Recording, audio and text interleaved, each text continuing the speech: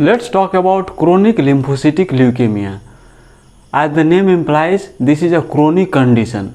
Patient may be asymptomatic and may present late, and lymphocytic means it involves B lymphocytes, mature B lymphocytes. Why am I stressing the word mature? Because if you see acute lymphocytic leukemia, there is more immature cells, blasts are there, but chronic lymphocytic leukemia, there are mature B cells proliferations in increased number. So it presents chronically and involves mature B lymphocytes. That's why we call chronic lymphocytic leukemia. And this is one of the most common leukemia that we see in our clinical practice. As the longevity is increasing, we see this most often. Like we can say that 1/3 of all leukemia cases we see CLL in our practice, and median age is about 65 to 70 years old. Here in this figure I have drawn B cell. This circle represents B cell, B lymphocytes, and you can see on surface there are BCR, which stands for B cell receptor, CD19. So from these surface receptors, signaling occurs, cell signaling through the pathway of PI3K and BTK, which stands for bruton tyrosine kinase, and there is increased cell survival because of this signaling, survival signaling. And you know that BCL2 is apoptosis inhibitors. So when there is overexpression of BCL2, then what occurs? Cell proliferation occurs, because apoptosis can't occur. And P53 is tumor suppressor gene. So when there is mutation of P53, what occurs? There is increased cell proliferation.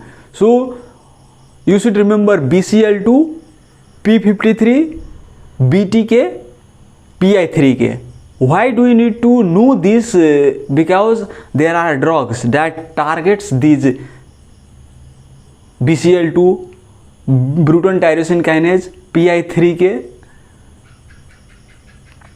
and the most popular drug or widely used drug like VENETOCLAX targets BCL2, and PI3K is targeted by Idelalisib, and bruton tyrosine kinase is targeted by Ibrutinib, and other its congeners like Acalabrutinib, Zanubrutinib. We'll discuss that in treatment part, but why I told this in this slide, because I need to emphasize the importance of this cell signaling and the pathophysiology that occurs inside B lymphocytes.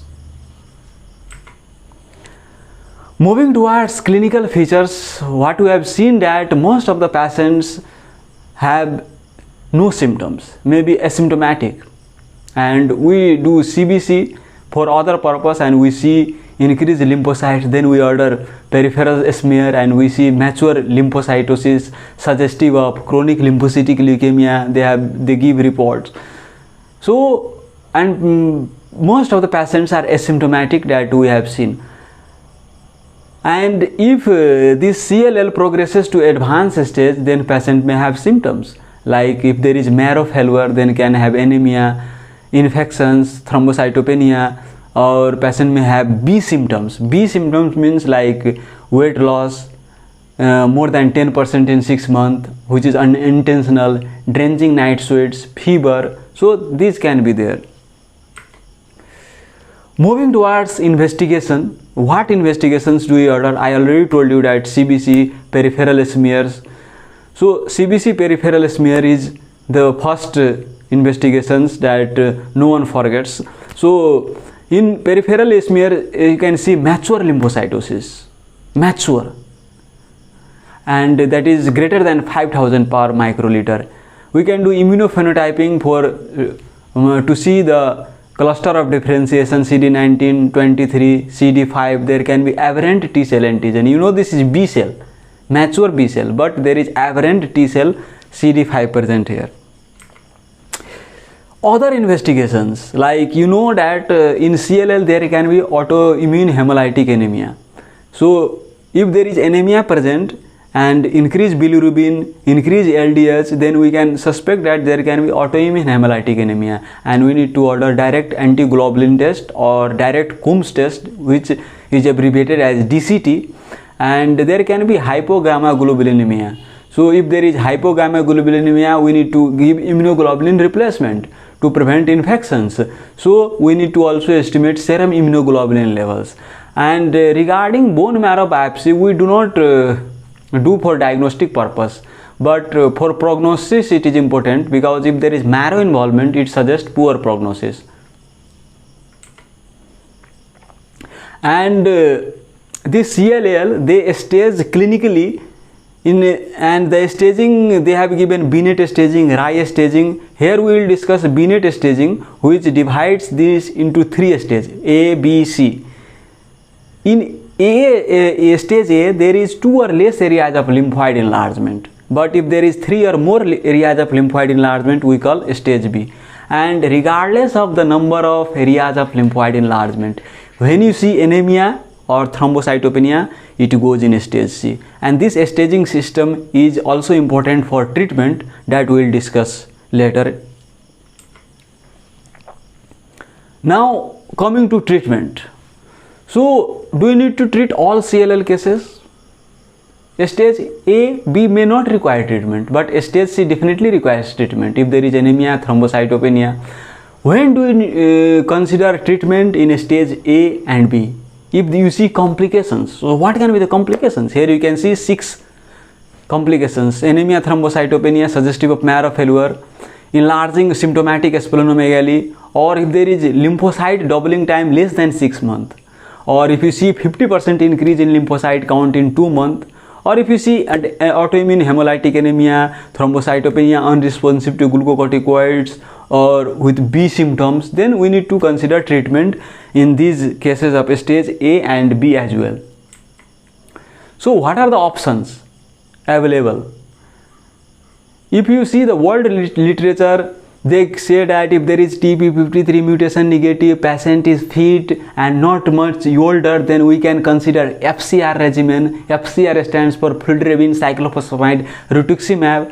But as oncology is advancing, we less prefer this chemotherapy. We generally go for targeted therapy, or if a patient is suitable for immunotherapy, then we go for immunotherapy. So nowadays we prefer targeted therapy, monoclonal antibody and this BCL2 inhibitor, bruton tyrosine kinase inhibitors that I told you in the second slide of the B cell, through which these cell signaling occurs and cell survival occurs. So if you inhibit these signaling mechanism, then what occurs?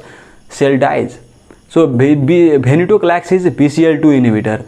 Ibrutinib, acalabrutinib, zanubrutinib, these are bruton tyrosine kinase inhibitors. And acalabrutinib, zanubrutinib, these have shown better remission compared to ibrutinib. So we prefer acalabrutinib, zanubrutinib if patient can afford and it is available in our setup. And third is monoclonal antibody, which targets CD20 on B cell surface. You know rituximab, which is also CD20 monoclonal antibody, but here we prefer obinutuzumab because it has better remission in clinical trials. Clinical trials have shown that obinutuzumab has better remission and relapse is less compared to rituximab. So we prefer obinutuzumab over rituximab.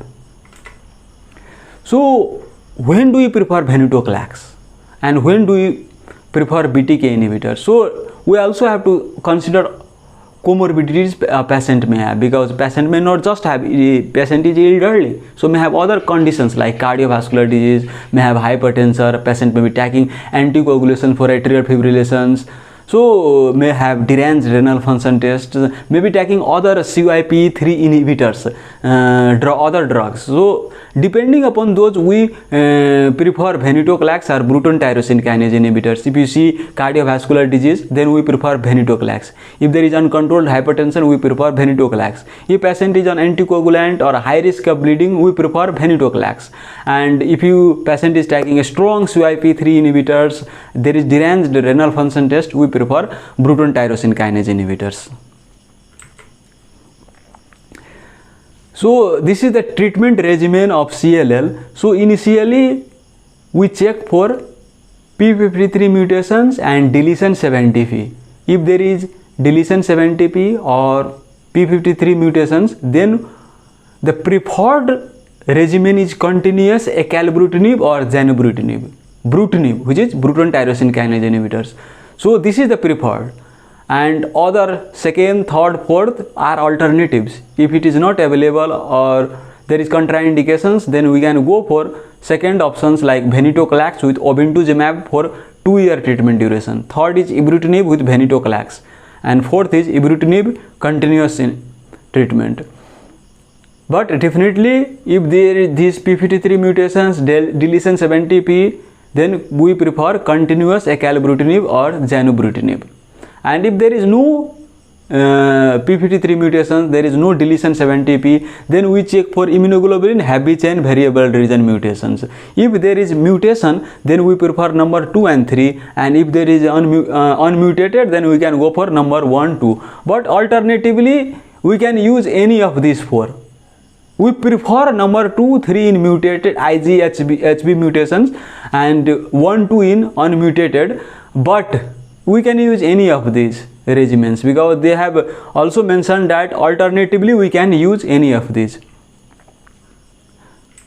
So basically it may sound confusing when you see these lot of slides on treatment, but what you should remember that we prefer targeted therapy and BCL2 inhibitor, BTK inhibitors and CD20 monoclonal antibody. These are the treatment, and we can use these in combinations, or we can use continuous BTK inhibitors as well. So we should also not forget supportive care.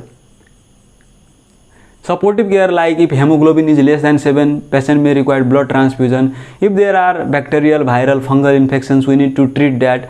If there is hypogammaglobulinemia with recurrent infections, patient may require immunoglobulin replacement. And if there is local obstruction due to lymphadenopathy, radiotherapy may help shrinking the size of the lymph nodes. And if autoimmune hemolytic anemia unresponsive to glucocorticoids or massive splenomegaly causing discomfort to the patient, we can consider a splenectomy as well. And this is the last slide, prognosis. We talked about treatment and now prognosis. So what is the prognosis of CLL? If there is a stage A, then the patient may have normal life expectancy. But as a stage increases, BNET stage B, C, then the prognosis worsens. And there can be, rarely, there can be Richter's transformation, which means that this CLL can transform into high-grade lymphoma. And obviously that has worse prognosis. So we talked what is chronic lymphocytic leukemia, that is the leukemia of mature B lymphocytes, and talked about what is the pathogenesis, what are the clinical features, what investigations we order, and what are the treatment options, and what is the prognosis of chronic lymphocytic leukemia. And this is in nutshell about CLL. I hope it helps in understanding about CLL. If you have any questions or any concerns, you can comment it down and I will be more than happy to answer it. Thank you.